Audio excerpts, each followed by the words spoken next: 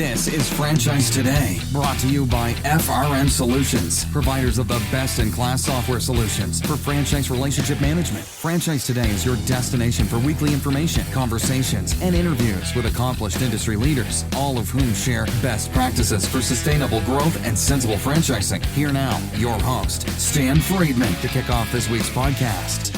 Today is Wednesday, June 24th. I'm Stan Friedman, and this is another very special edition of Franchise Today, marking 15 weeks since we broke ranks with the podcast's usual format of lighthearted offerings, featuring weekly birthday greetings and interviews with industry leaders and executives about sustainable growth and sensible franchising. It was Wednesday, March 18th to be exact. As you may remember, Hungry Howie's CEO Steve Jackson was my guest. That particular episode became week one of what has since become months of weekly updates and reports on the coronavirus crisis. And for each of the next 11 weeks that followed, this podcast was 100% focused on all things COVID-19, and rightfully so, as this pandemic, for whatever else it is and might be, has ushered in an epic series of events in American business, life, and culture, unlike anything that has ever been experienced, not just in our lifetimes, but ever. And then,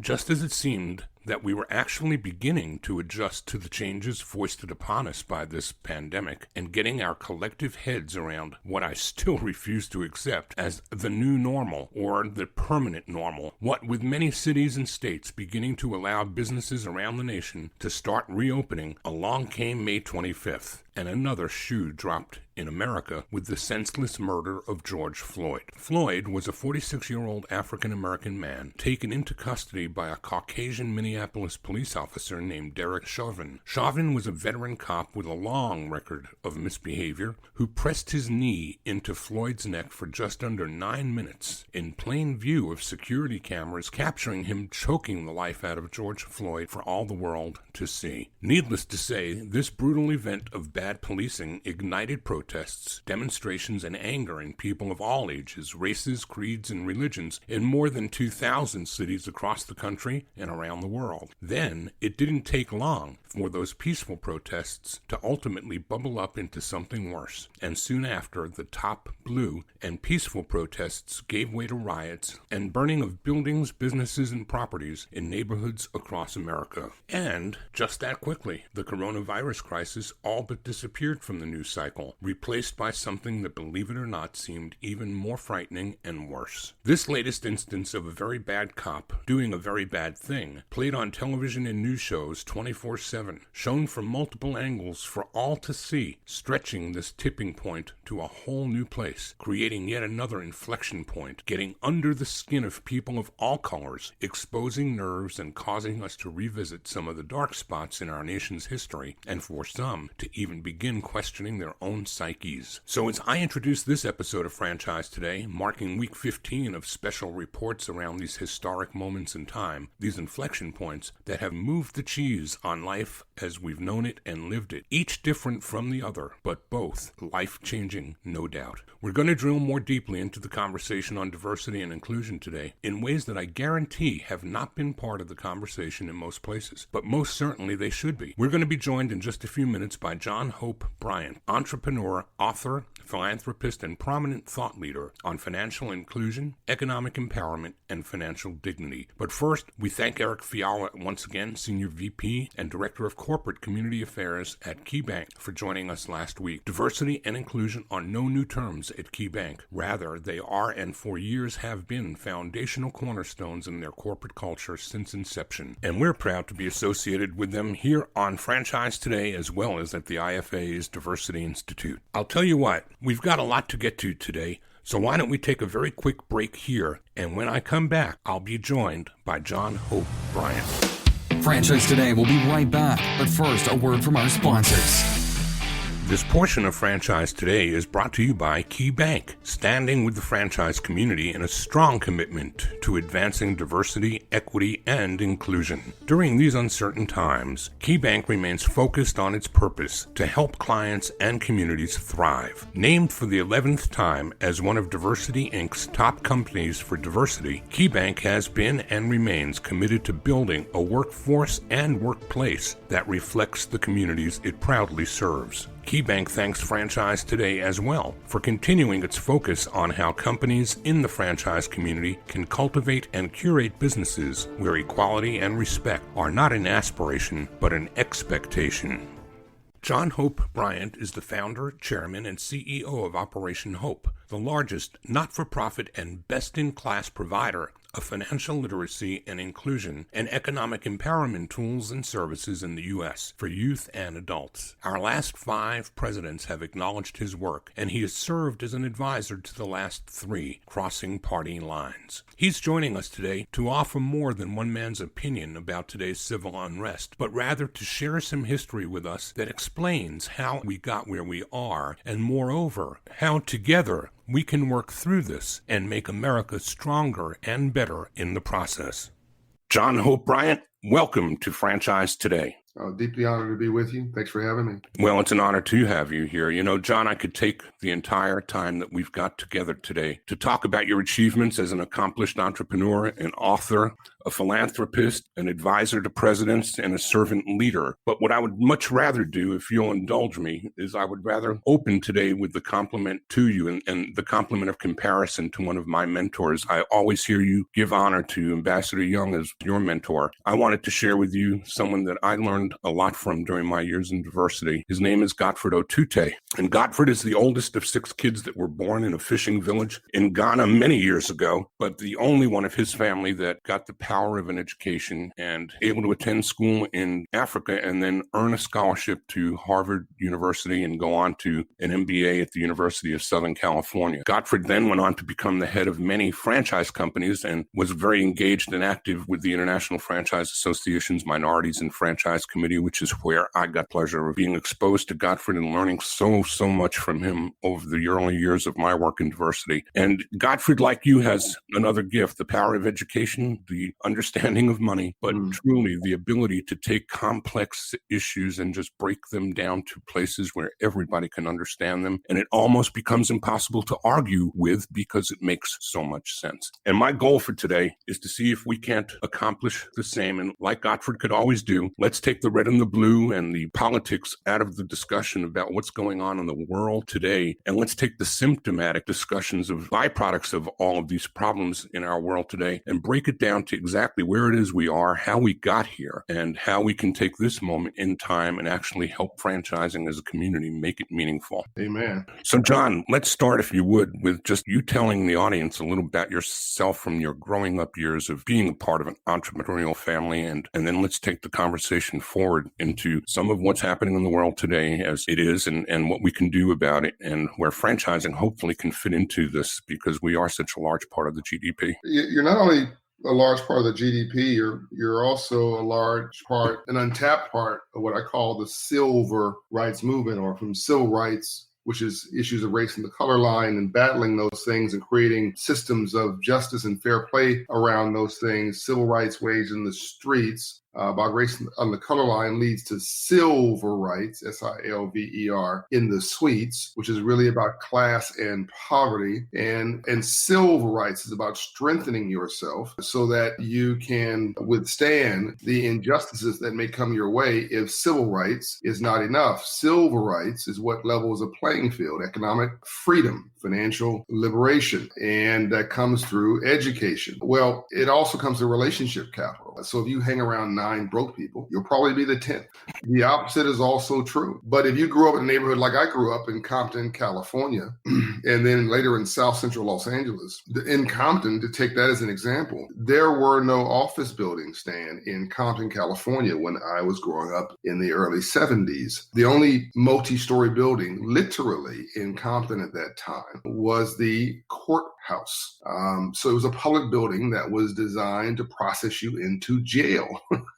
It was a government building that processed entitlements. so my point there is that the office buildings should have been filled with small business owners. That's where half of America's jobs come from, are small businesses. But we never got the memo. This is circa March 1865. Abraham Lincoln, March 3rd, created a bank called the Freedmen's Bank, chartered to teach freed slaves about money after the Civil War. I am the only American citizen, and Operation Hope, the only organization ever to rename a building on the White House campus in America's history, which was renamed from the Treasury Annex building to the Freedmen's Bank building in honor of financial literacy for former slaves, the formerly enslaved. Unfortunately, Lincoln was killed the next month. The next time we talked about money in this country was Dr. Martin King Jr., not a banker, not a franchise owner, not a businessman, but a preacher. But he talked about poverty and the need to eradicate it, to redeem the soul of America. And he was killed the same month as Abraham Lincoln, 1865 April to 1968 April. So we never got the memo on money or free enterprise or capitalism or entrepreneurship or opportunity. The first time I heard the word entrepreneur was when I was 9 years old in school, and a banker came in my classroom and taught me financial literacy. And I remember it was a Caucasian banker with a white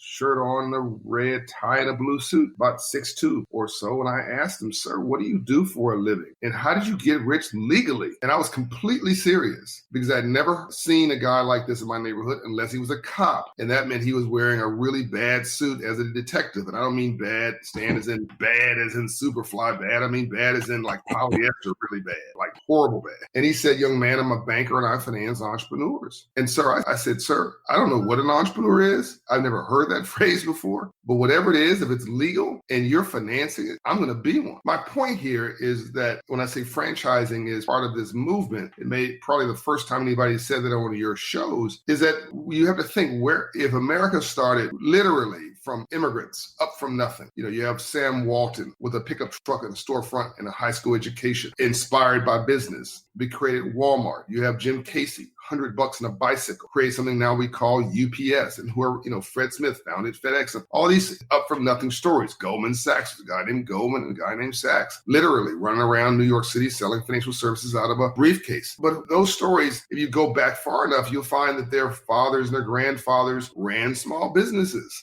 There was a legacy in that family of being a business owner. There's no legacy in slavery of being a business owner. In fact, just the opposite was true. It was reverse transfer of wealth. I'll get to that maybe in a follow-up question, because that is sort of answers why we are where we are today without having no moral issue. There's no moralizing. There's no blaming. That's not useful in this conversation. It's not useful in America right now. I love math because it doesn't have an opinion. It's, here's what happened on this date at this time, and here's the result of that and what happened at another date at another time. So franchising for my neighborhoods was the first time we ever saw a Black prosperous person that was legal. That was part of the mainstream system. When I was growing up, it was like, oh my God, in the 80s, in the 90s. Do you know that Joanne's father owns a franchise? It didn't matter which one it was. It was like, well, that means he's plugged into the system. That's unbelievable. He's got credibility. He's got access to capital. He's got a brand name on the side of his building. It wasn't, Johnny's Crab Shack. It wasn't Mac's Liquor Store, right? Where I worked growing up. It was XYZ franchise, which everybody recognized. That was a big deal. It was like your first step up. If you couldn't work in the corporate office because the office buildings did not exist in my neighborhood, then you at least had this sort of street level franchise operation, typically retail in nature. A lot of times it was fast food or convenience dining in nature. You could recognize it. It had a logo and a brand and bright lights, and it had uniform codes and standards, and it looked so professional. And everybody worked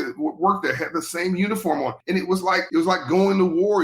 Going into the military, but instead of having low pay and a military uniform and a gun, you had high pay and a pen in your hand and the ability to build wealth and create jobs. So I think that in all seriousness, franchising has been the unsung hero for aspirational uplift in the 20th century for many minorities on the first rung of wealth creation. And I think that in the current environment, it can once again be an incredible bellwether for the uplift of 100 million Americans who have been left behind by the free enterprise story. John, what do we say to those in the audience who, when they hear words like white privilege and they get a visceral reaction to that, they're not conscious in their minds of what white privilege might mean to someone who has to have conversations with their kids about things that my family doesn't have to hear from me about. I heard about Senator Tim Scott getting pulled over for driving while being Black for no reason, no taillight out, no anything, just because he was giving the appearance of being in the wrong place. And yet I call that white privilege because I take it for granted. And it's not something I'm conscious of or think about, but many of my peers don't believe that there is such a thing. And to me, it's kind of like if I get to play baseball and I get up and get 3 strikes and you get up to bat and you start with 2. So that to me is something that has to be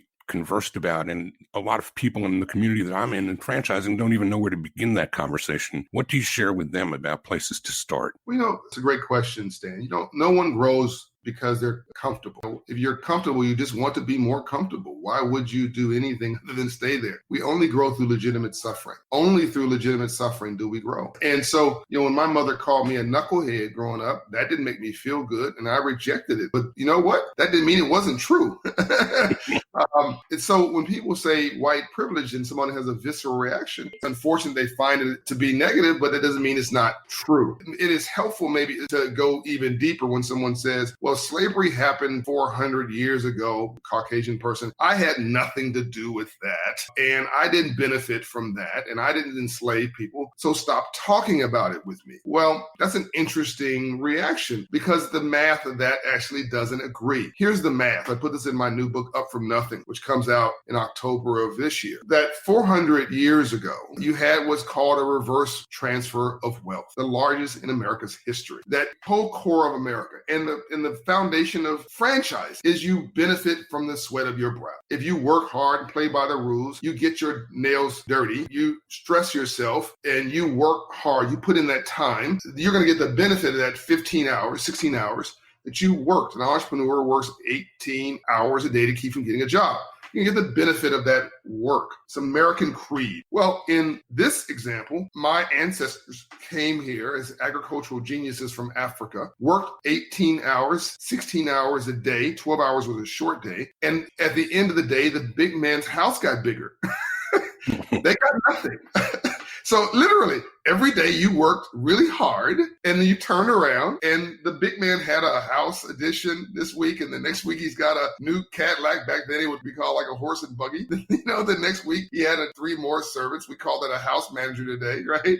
And the next day, they're going on a trail ride. We call it a vacation today. We didn't get anything for the sweat of our own brow. Well, that's really unfortunate. No. Railroads were worth $2 billion in the 1800s, but slaves were worth $4 billion, double. So the nation didn't go to war in the Civil War because the North and the South just didn't get along. It was over economics. It was over this system called slavery. You know where the word millionaire came from, Stan? I'm getting to a point. No, but I'm about to find out, I'm thinking. The word millionaire, for those in the North who say it had nothing to do with slavery, came from New York City. And New York City was involved, of course, then in finance in the 1800s. It financed cotton imports, exports, cotton insurance, all things cotton processing. Well, the cotton processing through the cotton mill, the cotton gin, connected it to the wealthiest city in the world in 1850, which was Natchez, Mississippi.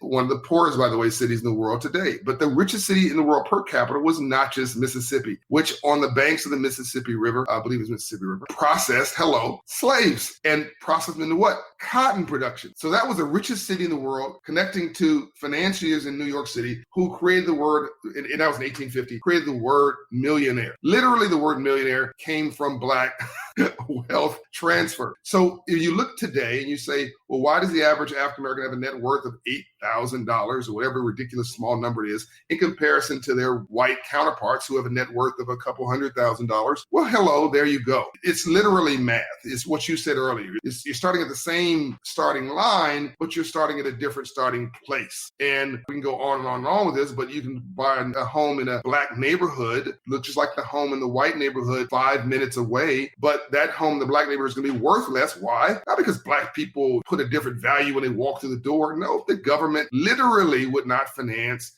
FHA, et cetera, would not, until the 70s and 80s, would not finance mortgages in Black neighborhoods. It was government endorsed redlining. So here you go. I mean, we're not talking about going back, 400 or 500 years with this. We're talking about, in the 20th century, you had systemic racism, discrimination, and bias. And I'll stop. I just want to answer the question about this whole thing about I didn't do it. It really doesn't matter. If you're walking around white, you have a advantage that other people don't. And by the way, I'm really prosperous. I do really well. I'm still black, though. And that's why the senator said when he gets pulled over by the police, and when I get pulled over by the police, I go from a winning mentality and a thriving mentality to a surviving mentality. And I do things you don't have to do. Even you, Stan, don't have to do this. I'll look at the police officer and completely neutralize him.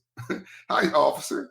Thank you for your service. Appreciate all that you do. I know you don't get a lot of credit for keeping us safe, and so I really appreciate that. And by the way, I'm sure I did something wrong. I was probably speeding. I was on the phone talking at the same time. Whatever it is, I apologize in advance. I'm going to humor this guy. I'm going to reduce the tension, and I'm complimenting them, rightly so. I do appreciate their service, but I have to do that in order to make this person not tense. And the white person only has to be white to make them not tense. We're talking with John Hope Bryant, CEO of Operation Hope, amongst many other businesses, true entrepreneur, advisor to presidents, author, thought leader, servant leader. And we're going to come back from our break, and we're going to continue the conversation about the world we're living in today and what we as a community can do to make it more than a moment in time, but an inflection point rather than another tipping point. We'll be right back. Franchise Today will be right back, but first, a word from our sponsors. This portion of Franchise Today is brought to you by Key Bank, where every teammate can bring their full, authentic selves to work. From people hired to clients served, from suppliers partnered with to communities invested in, diversity, equity, and inclusion are the cornerstones of all that they do. Key Bank is proud to stand with the franchise community in our shared goal of creating inclusive experiences for our colleagues, our clients, our franchisees, and their communities. Key Bank also applauds Franchise Today as it provides an important voice to help companies move forward and drive results, building more just and equitable communities.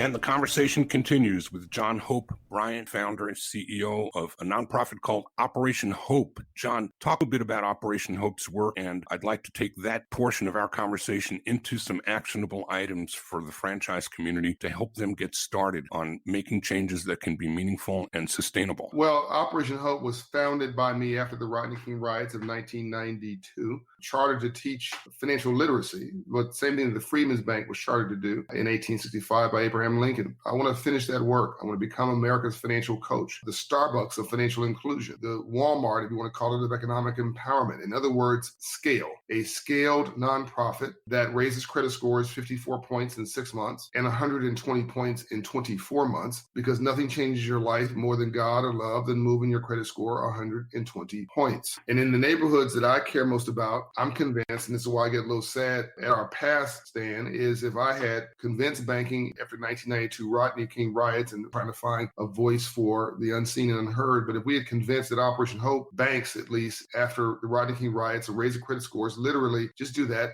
raise it 75 to 80 points, 100 points ideally, from 550 to 650, 570, George Floyd's neighborhood where he was murdered, to 670. Literally, crime drops like a rock. Literally, hope raises like a balloon. Literally, jobs become created because you have different economic energy. Literally, the check cashers, payday loan lenders, and rent-to-own stores start to fall away because they don't have a market. Literally, the tax base increases because you have people who not only have jobs, but create. Everything changes. And so Operation Hope, in the current environment of COVID-19 and the national civil unrest response, and Bill Fair, who's with us today, is a portfolio manager for us for our response portfolios. We have helped, the last report I saw, with 65,000 small businesses like your members and consumers, 65,870,000 is the exact number, in the last 2.5 to 3 months. So we've helped more people in one quarter than we did in more than half the year of last year at Operation Hope to take their life back. What are some of the things that we're doing? Negotiating with creditors on your behalf, setting up recovery budgets with you, with the owners of your franchises and their families, navigating and applying for financial aid through the EIDL and PPP programs of the SBA,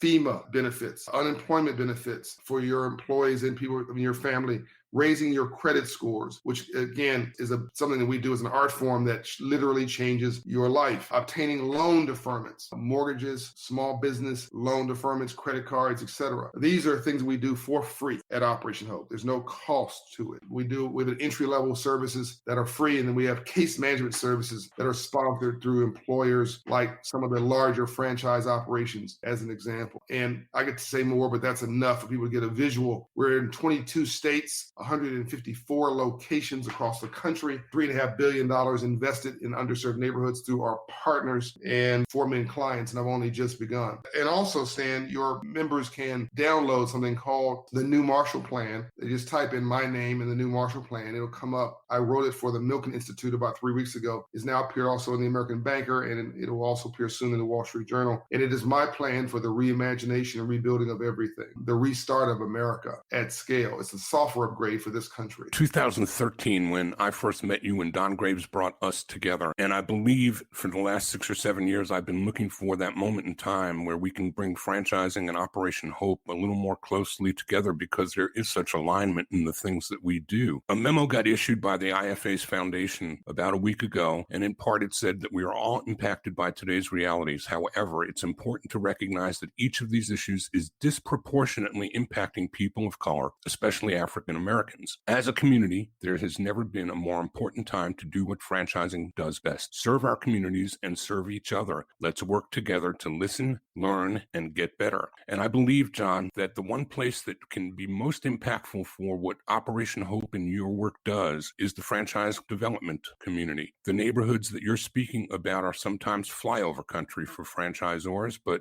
if you can take those 500s and turn them to 600s and 700s, we've got qualified applicants for franchises, and then we've got new jobs that can be created, and we can take the faces of neighborhoods and make them franchise America instead of check cashing America. So my proposal is that this conversation today become the first of many more to come, and that we bring our Diversity Institute and Operation Hope a little more closely together, and maybe Bill Fair does some quarterbacking for us to see if we can't find a way to bring benefit for both our agendas, which to me are one and the same. I think you're very smart, Dan, in how you're looking at this. As I keep saying, the movement in the future is in the suites, not the streets. We've got to create jobs and opportunity in GDP. As you see in the New Marshall Plan, it's all about business, and it's all about things that your members can do. You don't have to wait for the president or the governor to solve many of these problems, or the mayor. You can begin to solve them for yourself. And they give your members a sense of inspiration also. My mentor, Ambassador Andrew Young, and his best friend, Dr. King, did something miraculous in America in the 60s. It wasn't for Black America. It was to redeem the soul of America from the triple evils of war, racism, and poverty. And he changed the country. They changed the country as a place where people really thought you could come here and be free. And I don't think that my Asian friends would have come here, my Indian friends would have come here. All these folks from different parts of Eastern Europeans would not come into America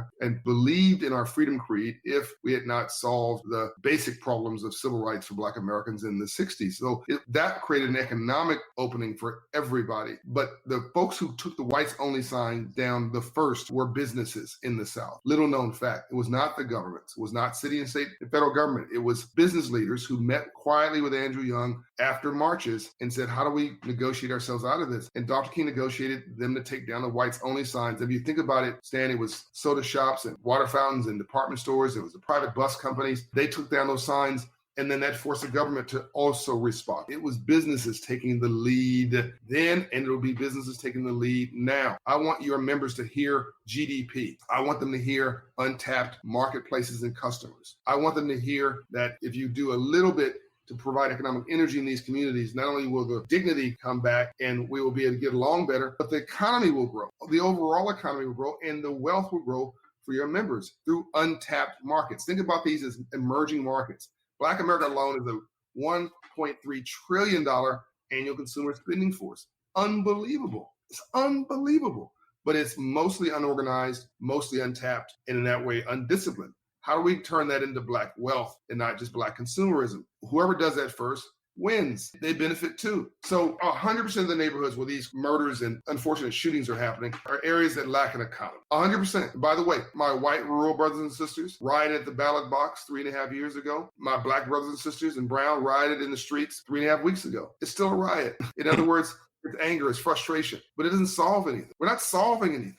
We're just howling at the wind. We're just howling at the mountaintop. How about we look at the mountaintop and see a light at the hill, a light on the hill? And how about we all become attracted to that light, become illuminated, and find a way to do what the Bible suggests, or to not do what the Bible suggests. And the Bible suggests that a house divided cannot stand. It's biblical. It's a great business plan also. You just literally cannot succeed with one part of your society going in one direction and another part of society going in the other, or are two different economies in the same society. It's just not sustainable. So look at the new Marshall Plan, find things in there that your members can do, and let's figure out together how we can march forward with a vision that grows the economy and sustains America's place in the world as not only America's sole superpower in the world and economic leader, but also a place that reaffirms her core magic sauce of freedom. John, there are more than 730,000 establishments employing more than 7.6 million professionals in the franchising world today. 30% of franchise businesses are owned by minorities as compared to 18% of non-franchise businesses. So franchising's got a running start here. And I believe that together we can effect some powerful change and influence on the franchise community and the growth of the franchise business model.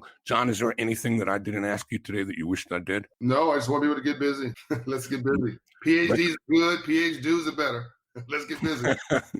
Well, let's go get busy. And I can't thank you enough for letting this happen today and for sharing so much with the audience. And I believe we're at the beginning here, not the end. God bless you, Stan. Thanks for all you do. I'm going to post links to the Franchise Today Facebook page that will help you learn more about John Hope Bryant, Operation Hope, and all of the tools and services that they provide. I'll keep you posted as well, following introductions that I plan to make between John and our IFA Foundation and Diversity Institute leadership. So, stay tuned. Before I close out the episode, a quick question to ponder. Do any of you find it at all ironic that all that we're experiencing, all of these changes in our focus and our vision, are all happening in the year 2020? That is how some people describe perfect vision, isn't it? Okay, just something to think about. See you back here next week.